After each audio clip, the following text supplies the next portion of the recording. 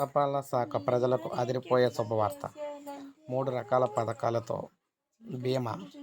కేవలం 502తో 10 లక్షల బీమా.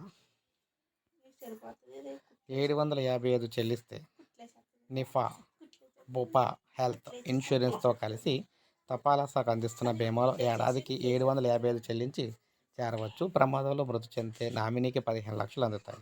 శాశ్వత వైకల్యంతో పాటు శాశ్వత పాక్షిక వైకల్యం ఏర్పడినా కూడా 15 లక్షలు ఇస్తారు. ప్రమాదంలో వైద్య ఖర్చుల కోసం ₹1,00,000 అందిస్తారు.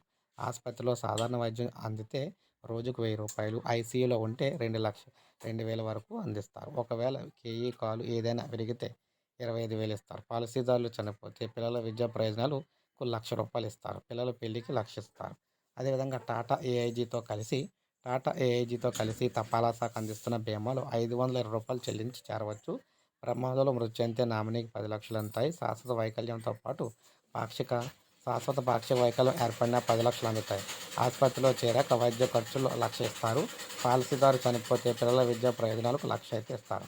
ఇక ఏడాదికి ₹320తో మరొక బీమాను అయితే తీసుకొచ్చారు. తపాలా శాఖ, టాటా ఏఐజీ కలిసి అందిస్తున్న బీమాలో 320 చెల్లించి చేరవచ్చు. పాలసీదారుడు ప్రమాదంలో మృతి చెందితే నామినీకి 5 లక్షలు అందుతాయి.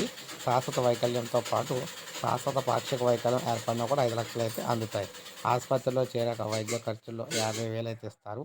ఈ ప్రమాద బీమా పాలసీలను 18 నుంచి 65 ఏళ్ల వారు తీసుకోవచ్చు. ఈ పాలసీలు తీసుకోవాలంటే ఇండియా పోస్ట్ పేమెంట్ బ్యాంక్లో ఖాతా ప్రారంభించాలి.